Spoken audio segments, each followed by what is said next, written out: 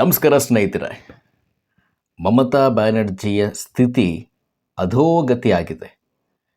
ಒಂದೇ ಒಂದು ಚುನಾವಣೆ ಸೋಲಿನ ನಂತರ ಅವರಿಗೆ ಸೋಲನ್ನು ಅರಗಿಸಿಕೊಳ್ಳಿಕ್ಕಾಗ್ತಾ ಇಲ್ಲ.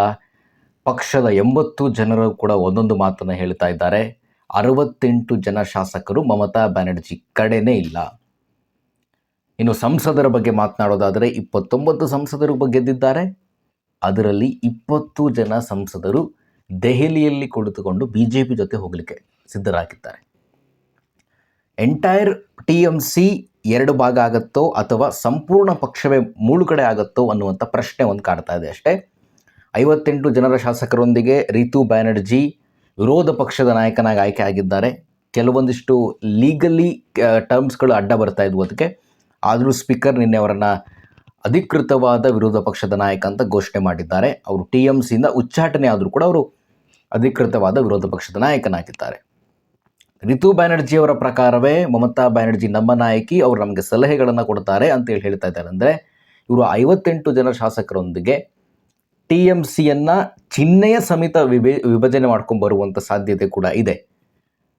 TMC 2 ಪಕ್ಷ ಅಂದರೆ BJP ಜೊತೆ ಈ 58 ಜನ ಬರ್ತಾರೆ ಅಂತ ಹೇಳ್ತಾ ಇಲ್ಲ. ಪ್ರತ್ಯೇಕವಾಗಿ TMCA TMCB ಆದರೂ ಕೂಡ ನೀವು ಆಶ್ಚರ್ಯ ಪಡಬೇಕಿಲ್ಲ. ಯಾಕೆ ಸ್ಥಿತಿ ನಿರ್ಮಾಣ ಆಯಿತು ಗೊತ್ತಿದೆ. 15 ವರ್ಷಗಳ ಕಾಲ ಪಶ್ಚಿಮ ಬಂಗಾಳದಲ್ಲಿ ಸರ್ವಾಧಿಕಾರಿ ಆಡಳಿತ ಇತ್ತು. ಮಮತಾ ಬ್ಯಾನರ್ಜಿ ನಂತರ ಅಭಿಷೇಕ್ ಬ್ಯಾನರ್ಜಿ ಅವರಿಬ್ಬರೇ ಎಲ್ಲ ಡಿಸಿಷನ್ಸ್ಗಳನ್ನು ತೆಗೆದುಕೊಳ್ತಾ ಇದ್ರು. ಮೊನ್ನೆ ಹೀಗೆ ಶಾಸಕಾಂಗ ಪಕ್ಷದ ಸಭೆಯನ್ನು ಕರೆದ್ರು. ಆ ಸಭೆಗೆ ಶಾಸಕರು ಕೂಡ ಬರಲಿಲ್ಲ, ಸಭೆಯನ್ನು ರದ್ದು ಮಾಡಿದ್ರು.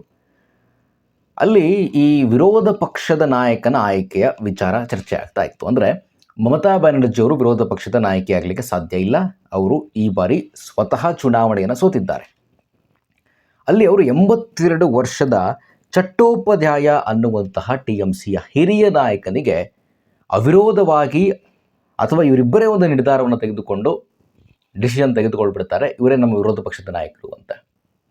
ಅದಕ್ಕೆ ಸುಮಾರು 58ರಿಂದ 61 ಸಂಖ್ಯೆಗಳ ಪ್ರಕಾರ ಶಾಸಕರ ಸಹಿನೇ ಇರಲಿಲ್ಲ. ಶಾಸಕರು ಸಹಿ ಹಾಕಿರಲಿಲ್ಲ. ಅದಕ್ಕೆ ಅವ್ರಿಗೆ ಇಷ್ಟ ಇರಲಿಲ್ಲ ರೀ. 88 ವರ್ಷ ಆಗಿದೆ ಅವರಿಗೆ, ಅವ್ರು ಏನು ಮಾತಾಡ್ತಾರೆ ಅನ್ನೋದು ನಮಗೆ ಗೊತ್ತಾಗೋದಿಲ್ಲ. ಸುವೇಂದ್ರ ಅಧಿಕಾರಿ ತುಂಬ ಕಡಕಲಿಟ್ಟಿರ್ತಾರೆ, ಬೇಡ ಅವರು ಅನ್ನುವಂಥದ್ದನ್ನು ಹೇಳಿದ್ದಾರೆ. ಆದರೆ ಈ ಅಭಿಷೇಕ್ ಬ್ಯಾನರ್ಜಿ ಮಹಾಶಯ ಫೋರ್ಜರಿ ಮಾಡಿಬಿಟ್ಟಿದ್ದಾರೆ ಆ ಸಿಗ್ನೇಚರ್ನ. ಇದು ಯಾವಾಗ ಬೆಳಕಿಗೆ ಬಂತಂದರೆ, ಸ್ಪೀಕರ್ನ ಬಳಿ ಈ ರಿತು ಬ್ಯಾನರ್ಜಿ ಮಾತಾಡುವಾಗ ಈ ವಿಚಾರವನ್ನು ಹೇಳಿದಾಗ ಸರ್ಕಾರ ಇದಕ್ಕೆ ಮಧ್ಯಸ್ಥಿಕೆ ವಹಿಸಿಕೊಂಡು CID ತನಿಖೆ ಕೊಡ್ತು. CID ತನಿಖೆ ಕೊಟ್ಟಾಗ ಇದು ಬೆಳಕಿಗೆ ಬಂದಿದೆ. ಇವರು ಫೋರ್ಜರಿ ಮಾಡಿದ್ರು ಸಿಗ್ನೇಚರನ್ನು. ಇದು ಅಭಿಷೇಕ್ ಬ್ಯಾನರ್ಜಿ. ನೋಟಿಸ್ ಕೂಡ ಇಶ್ಯೂ ಆಗಿದೆ ಅಭಿಷೇಕ್ ಬ್ಯಾನರ್ಜಿಗೆ. ಇಂತಹ ಕೆಲಸವನ್ನು ಅಭಿಷೇಕ್ ಬ್ಯಾನರ್ಜಿ ಮಾಡಿದ್ದಾರೆ ಅನ್ನೋದು ಆಶ್ಚರ್ಯ ಪಡುವಂಥದ್ದೇನಲ್ಲ. ನಂತರ ರಿತು ಬ್ಯಾನರ್ಜಿ ಇದಕ್ಕೆಲ್ಲ ಕಾರಣ ಅಂತ ಹೇಳಿ ಅವರನ್ನು ಸೇರಿ ಮತ್ತೊಬ್ಬ ಶಾಸಕರನ್ನು ಮಮತಾ ಬ್ಯಾನರ್ಜಿ ಉಚ್ಚಾಟನೆ ಮಾಡಿಬಿಟ್ರು ಪಕ್ಷದಿಂದ. TMCಯಿಂದ ಉಚ್ಚಾಟಿತ ಶಾಸಕರಿಬ್ಬರು ಆಯ್ತಲ್ಲ. ಯಾರು 15 ವರ್ಷಗಳಿಂದ ನಮ್ಮನ್ನು ಅಳಗಾಡಿಸ್ಲಿಕ್ಕೆ ಸಾಧ್ಯವಿಲ್ಲ ಯಾರ ಕೈಲಿ ಅಂತ ಹೇಳ್ತಾ ಇದ್ರು, ಯಾರು ಮೇ 4ನೇ ತಾರೀಕು ಮಧ್ಯಾಹ್ನ 12 ಗಂಟೆಯ ನಂತರ ದೆಹಲಿಯ ಗಾಡ್ ಫಾದರ್ಸ್ಗಳು ಕೂಡ ಬಂದು BJP ಕಾರ್ಯಕರ್ತರನ್ನು ಕಾಪಾಡಲಿಕ್ಕೆ ಸಾಧ್ಯ ಇಲ್ಲ ಅಂತ ಕಾರಿನ ಮೇಲೆ ನಿಂತ್ಕೊಂಡು ಭಾಷಣವನ್ನು ಬೆಗಿತಾ ಇದ್ರು. ನೋಡಿ ಇವತ್ತು ಎಲ್ಲಿಗೆ ಬಂದು ನಿಂತಿದ್ದಾರೆ. ಅಭಿಷೇಕ್ ಬ್ಯಾನರ್ಜಿ, ಮಮತಾ ಬ್ಯಾನರ್ಜಿ. ಈ ಅಭಿಷೇಕ್ ಬ್ಯಾನರ್ಜಿಯಿಂದಲೇ ಈ ಪಕ್ಷ ಈ ಸ್ಥಿತಿಗೆ ಬರಲಿಕ್ಕೆ ಕಾರಣ. ಒಂದು ಪಕ್ಷ ಅಂದಾಗ ಅದಕ್ಕೊಂದು ರಾಜಕೀಯ ತಂತ್ರಗಾರಿಕೆ ಮಾಡಿಕೊಡ್ಲಿಕ್ಕೆ ಒಂದು ಸಂಸ್ಥೆ ಅಂತ ಇರುತ್ತೆ. IPAC TMCಗೆ ರಾಜಕೀಯ ತಂತ್ರಗಾರಿಕೆಯನ್ನು ಮಾಡಿಕೊಡುತ್ತೆ. ಕೆಲವು ಶಾಸಕರ ಪ್ರಕಾರ IPAC ಸಂಪೂರ್ಣ ಪಕ್ಷದ ಜವಾಬ್ದಾರಿಯನ್ನು ತೆಗೆದುಕೊಂಡಿದೆ, ಅವರಿಗೆ ಫುಲ್ ಹ್ಯಾಂಡ್ ಕೊಟ್ಟಿದ್ದಾರೆ. ಅದು ಅಭಿಷೇಕ್ ಬ್ಯಾನರ್ಜಿಯ ಕಾರಣದಿಂದಾಗಿ. 19 ಮತ್ತು 20ರಲ್ಲಿ ಸುವೇಂದ್ರ ಅಧಿಕಾರಿ, ಈಗಿನ ಸಿಟ್ಟಿಂಗ್ ಚೀಫ್ ಮಿನಿಸ್ಟರು BJPಯಿಂದ ಪಶ್ಚಿಮ ಬಂಗಾಳಕ್ಕೆ, ಸುವೇಂದ್ರ ಅಧಿಕಾರಿ ಇದೇ ಕಾರಣಕ್ಕಾಗಿ ಅಭಿಷೇಕ್ ಬ್ಯಾನರ್ಜಿಯೊಂದಿಗೆ ಮನಸ್ತಾಪವನ್ನು ಮೂಡಿಸ್ಕೊಂಡಿದ್ದು ಪ್ರಮುಖ ಕಾರಣ ಇದೆ. IPAC ಸಂಸ್ಥೆಗೆ ಮತ್ತು ಪ್ರಶಾಂತ್ ಕಿಶೋರ್ ಅವರಿಗೆ ರಾಜಕೀಯ ತಂತ್ರಗಾರಿಕೆ ಮಾಡ್ಕೊಳ್ಳಿಕ್ಕೆ ನಾವು ಅವರಿಗೆ ವಹಿಸಿದ್ದೀವಿ ಅಂತ ಹೇಳಿ, ಅವರು TMCಯ ರಾಜಕೀಯ ತಂತ್ರಗಾರಿಕೆಯನ್ನು ನೋಡ್ಕೊಳ್ತಾರೆ ಅಂತ ಹೇಳಿ ಸುವೇಂದ್ರ ಅಧಿಕಾರಿ ಪಕ್ಷದ ಹಿರಿಯ ನಾಯಕ, ಪ್ರಭಾವಿ ನಾಯಕ ಹೇಳಿಲ್ಲ. ತುಂಬ ಕೆಟ್ಟದಾಗಿ ನಡೆಸ್ಕೊಂಡು ಸುವೇಂದ್ರ ಅಧಿಕಾರಿಯನ್ನು ಅಭಿಷೇಕ್ ಬ್ಯಾನರ್ಜಿ. ಇಲ್ಲಿರುವಂಥವ್ರಿಗೆ ಯಾರಿಗೂ ಮಮತಾ ಬ್ಯಾನರ್ಜಿಯ ಮೇಲೆ ದ್ವೇಷ ಇಲ್ಲ. ಪ್ರಸ್ತುತ 58 ಜನರ ಶಾಸಕರಿಗೆ ಮಮತಾ ಬ್ಯಾನರ್ಜಿ ನಮ್ಮ ನಾಯಕಿ ಅಂತ ಈಗಲೂ ಹೇಳ್ತಾರೆ. ಆದರೆ ಆ ಅಭಿಷೇಕ್ ಬ್ಯಾನರ್ಜಿಯ ಸರ್ವಾಧಿಕಾರ ಇದೆಯಲ್ಲ ಪಕ್ಷದ ಮೇಲೆ, MP ಡೈಮಂಡ್ ಹಾರ್ಬರ್ನಲ್ಲಿ ನಾನು ಪದೇ ಪದೇ ಹೇಳ್ತಾ ಇರ್ತೀನಿ, 7,10,000 ಲೀಡಿಂದ ಗೆದ್ದಂಥ ವ್ಯಕ್ತಿ.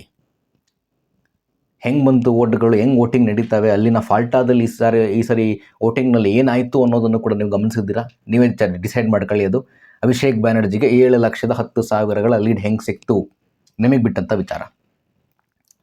ಇಂತಹ ಅಭಿಷೇಕ್ ಬ್ಯಾನರ್ಜಿ ಪಕ್ಷದ ಹಿರಿಯ ನಾಯಕರು, ಕಿರಿಯ ನಾಯಕರು, ಪ್ರಭಾವಿ ನಾಯಕರು ಎಲ್ಲರಿಗೂ ಕೂಡ ಬಾಯಿಗೆ ಬಂದಂಗೆ ಮಾತಾಡೋದು, ಇದೇ ಕೆಲಸ ಮಾಡ್ತದ ಈ ವ್ಯಕ್ತಿ. ಎಲ್ಲರೀಗ ಅಧಿಕಾರ ಇತ್ತಾಗ 215 ಬಹುಮತ ಇತ್ತು 21ರಲ್ಲಿ, ಯಾರೂ ಕೂಡ ಮಾತಾಡ್ಲಿಕ್ಕೆ ಸಾಧ್ಯ ಇಲ್ಲ. ಹೋಗ್ತೀಯಾ ನೀನು, ಹೋಗಿ ಪಕ್ಷದಿಂದ ಎಷ್ಟು 15 ಜನ ಹೋಗ್ತೀರಾ, 20 ಜನ ಹೋಗ್ತೀರಾ, 30 ಜನ ಹೋಗ್ತೀರಾ, ನಮಗಿದೆ ಮೆಜಾರಿಟಿ ಅನ್ನೋರು. ಈಗ ಯಾರು ಕೂಡ ಸುಮ್ಮನೆ ಕೂತ್ಕೊಳ್ಳಿಲ್ಲ. TMCಯಲ್ಲಿ ತೊಡೆ ತರ್ತಾ ಇದ್ದಾರೆ ಅಭಿಷೇಕ್ ಬ್ಯಾನರ್ಜಿಯ ವಿರುದ್ಧ.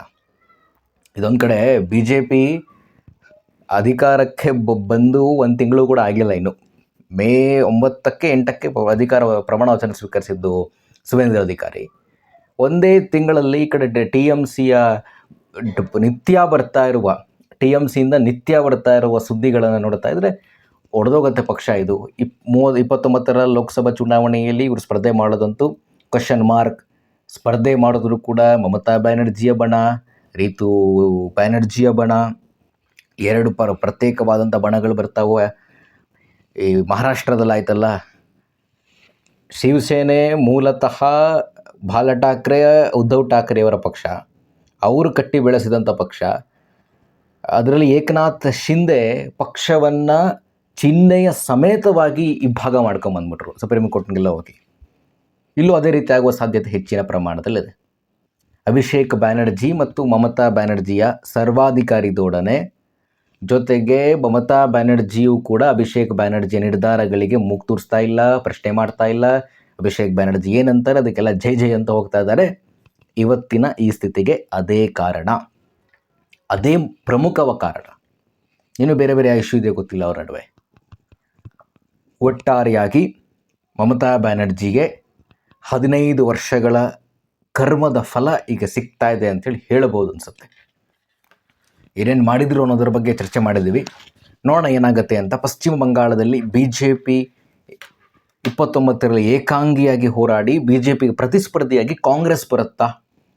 ನೋಡೋಣ ಏನಾಗುತ್ತೆ ಅಂತ. ನಮಸ್ಕಾರ.